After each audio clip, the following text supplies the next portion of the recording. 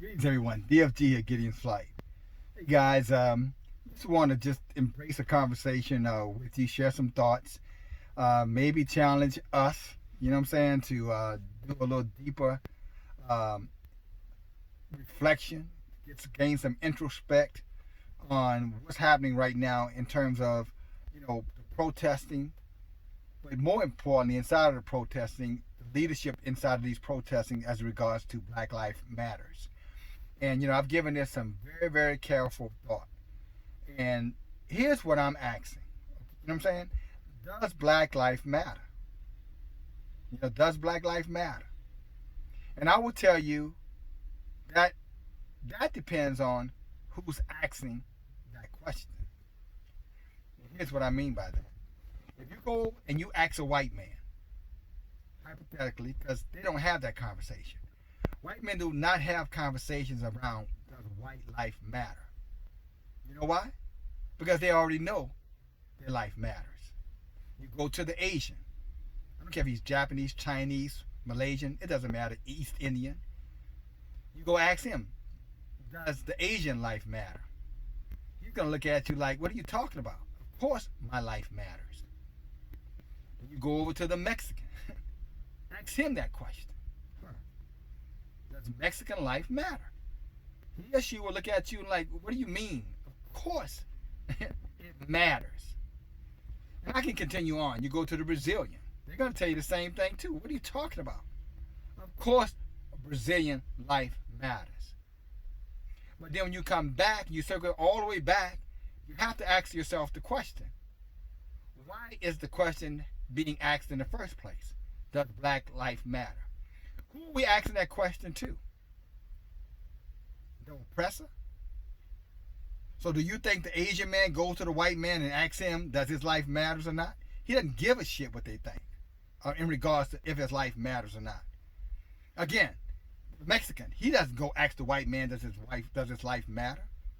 Or the East Indian or the Brazilian, I can go on. Why? Because he's not looking for whites to validate his life. Only a people who do not know who they are would go to another group, especially the oppressor group, to seek validation from them is whether or not their life matters. Think about it. Only someone who has such a low esteem, such a low opinion of himself, will go and ask somebody else, does my life matter? And then you have the oppressor group standing back and they're looking. And some of them are, making mockery out of the whole thing because they're sitting there saying all life matters. And some of us get offended. Don't we talk about all life matters when the truth is that is the truth. Because all life should matter. And just because your life don't matter to you doesn't mean that their life don't matter to them. So when they retort back to you saying all life matters and you getting all in your emotions about this, becoming critical about this, you kind of sound a little, childish, ignorant, I might say. Because they're looking at you saying, I don't get where you're going with this. And if you're saying, well, because white people kill us, well, white people kill every goddamn body. What ethnic group on the planet that have not been damn near slaughtered by whites? The East Indian? You better go talk to Great Britain about it. Go ask the East Indian what Britain did to India. Go ask Mahatma Gandhi. What do you think the Gandhi movement, the non-violent, social movement that Dr. King took from Gandhi and based off of what the white men of Great Britain was doing to the Indian, the East Indian? Go ask them if you don't think they were slaughtered. Go ask the Vietnamese about the 20 million Vietnamese who were slaughtered in the Vietnamese War, in the Vietnam War. Go ask the Koreans. Go ask any ethnic group, any on the planet. To go down to South America and ask them what happened when Columbus and all of the conquistadors came to South America. The whole continent of South America was slaughtered by the Portuguese, by the Spanish, by the French, by the English, and other groups. So when you start talking about yourself in regards to it's because of what white people do to you, again, you sound a little uninformed. Because if Black Life Matters, that's up to blacks. That's up to you. And I'm using the term black, really, we should be talking about Hebrew Israelites. But many of you have no idea what that means to you. That's everything to you, and you're totally ignorant to that. Many of you. But that's something you're going to have to deal with at judgment. Or you can deal with it now when you hear us trying to tell you that the book, your so-called Bible, is your story. It is your history. It identifies you. It tells you about what you are and why you're here. And nothing in there tells you to go to your oppressor group for validation. Black Life Matters is just looking to your adversary for validation for who you are when you don't need them. When you should be in your right state of mind. That should not be something that you're out in the streets holding signs and protesting against. In the beginning, every movement is kind of exciting. It's a new thing. It's a different thing. So all of us could easily be led into doing it.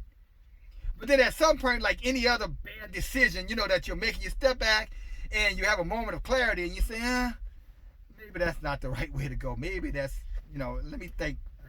Let me rethink this. Let me go in a different direction.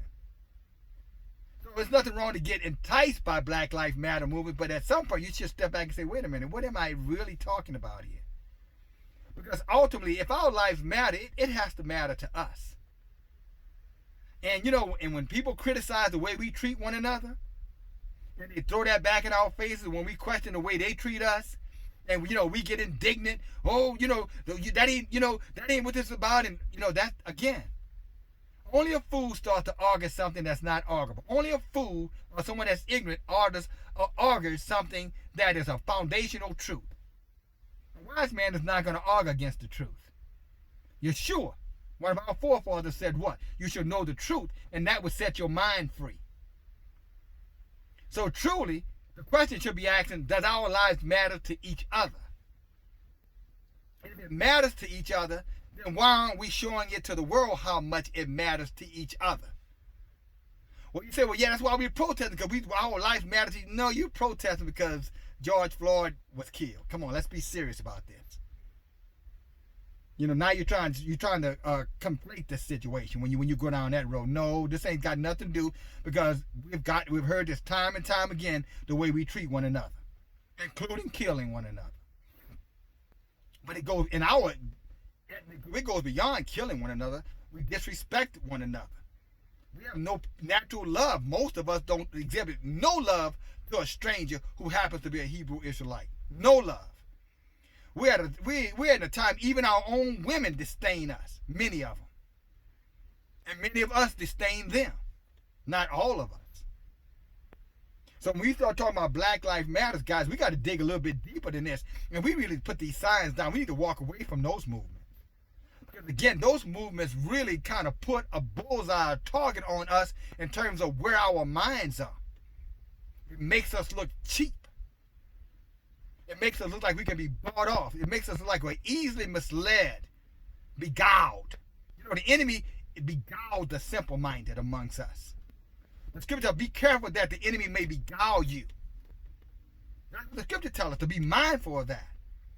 And so when we walk around, inside of these protests and get involved in movements, in many cases that are driven by in this particular case, it may have started with well intentions in terms of protesting against police violence, but then all of a sudden it became a homosexual movement, a lesbian movement, and an anti-black male movement. You can go look that up for yourself. But I digress. More importantly, the question comes back, if our lives truly matter, then that starts with us. The scripture tells us judgment starts at home. Where is home? The people, the Hebrew Israelite. Judgment starts at home. He said, how can you love Yah that you never see and have never seen, and hate your brother that you see every day? That's what John told us. He said, he said, you're a liar and the truth is not in you. Go read 1 John, I think it's chapter 4 or 2. You need to probably haven't read the scripture today anyway. Go read it for yourself. He said, how can you love Yah that you've never seen, but yet hate your brother that you see every day? And women, this is to you, and men, this is to you as well. He said, you're a liar and the truth is not in you. So if our lives truly matter, then that starts with us. Has nothing to do with them. We need no verification from white people about how much our lives mean as the Indian, the Arab, the Caucasian, you follow me, the Mexican, et cetera, et cetera. They don't need it. Why do you need it? What makes you so much less than them?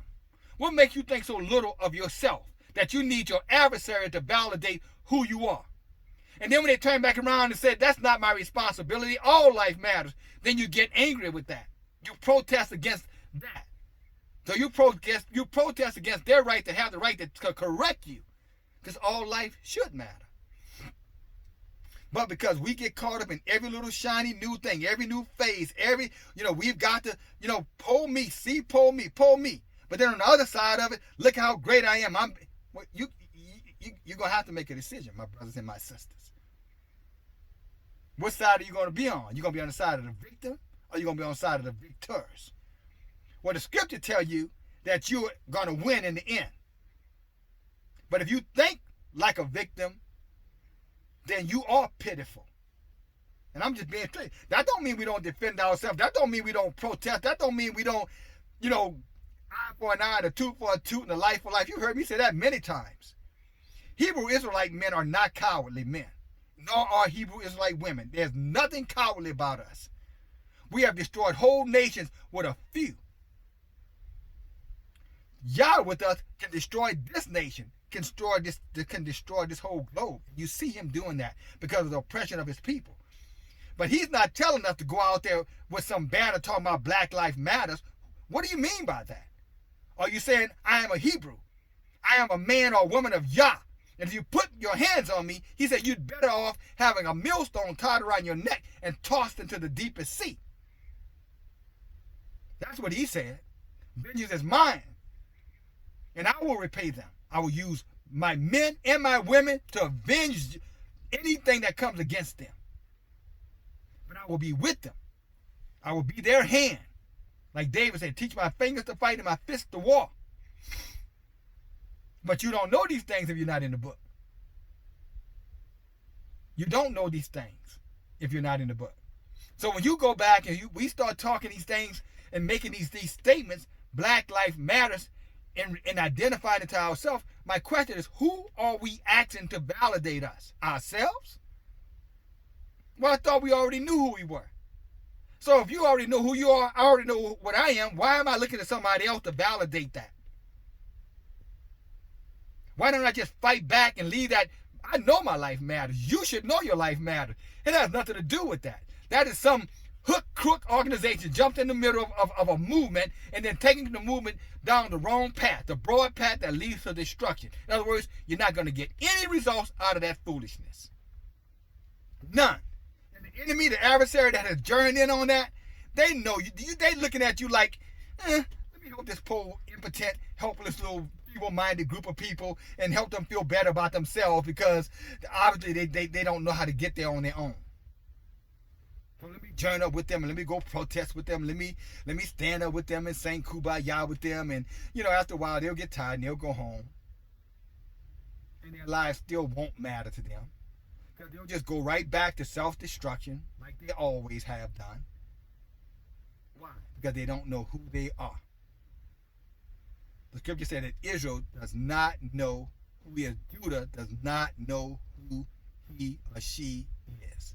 Because if Judah knew who he or she was, then they would not be asking the adversary to validate who they are. They would come together as a community, come together as a people of Yah, and they would stand together. And anybody that would touch any of them, like our people, like our ancestors did, we would all go together and wipe them off the planet. Wipe them out of our communities, wipe them out of our cities, wipe them out of our towns, wipe them off the planet. We are the most powerful people on the planet, but we have no strength. Because why? We are divided. And the scripture says a house divided cannot stand. And so you got some of us pro-movement, some pro-protest, some, pro-black matter, some not. Some call themselves Kemet when they're no more Kemet than my ass is a firecracker. But you can't tell them that. They're more African than the African. And even the African call them Akata, cotton picking niggas, and that you're not them. But you can't tell them that. The scripture tells you clearly that the African is the Canaanite. In other words, he was your adversary. He was your first enslaver. They're the ones who sold us to the Arabs into this hostile environment that we're in so-called America. They sold you into this slavery. Yeah, the Jews may have had the ships, talking those Caucasides or Khazarians, the fake Jews. They may have brought you here in the ships. And those Arabs may have been the ones who traded you to those Jews who brought you over in the ship. But it was them damn Canaanites who came and captured your ass because they knew exactly where you were in those villages in Negro land or the kingdom of Judah. And they came and found you and trapped you and sold your black asses, our black ancestors' asses. Because we refuse to humble ourselves before Yah and come together as a community. And that's why the adversary, these devils, are kicking our asses again right now. And that's going to happen until we all humble ourselves and come together. If my people, which are called by my name, would humble themselves and pray and seek my face, then I would hear their prayers and I would heal their land. But if we refuse to do that, guys, you can Black Lives Matter all day long. Your life don't matter to anybody but your damn self. And if it really mattered to you, me, us, then we would be going above and beyond to fix our communities, to fix our relationships inside of our communities, to fix the family, to show respect and love one to another, to go above it, to be forgiving one to another. Again, as John said, how can you love, a creator that you've never seen, but hate the brother and your sister that you see every single day? He said, you are a liar.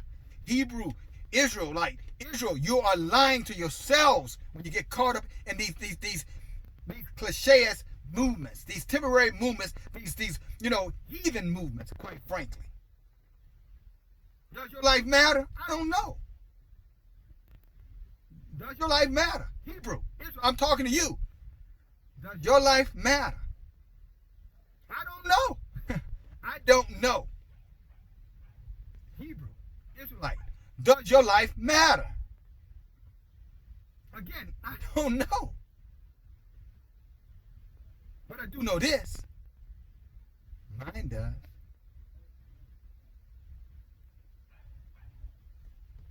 Talk to you later, guys. DFG. Put down them damn signs. How about this? The Hebrew life is the life. Because it is the light of the entire world.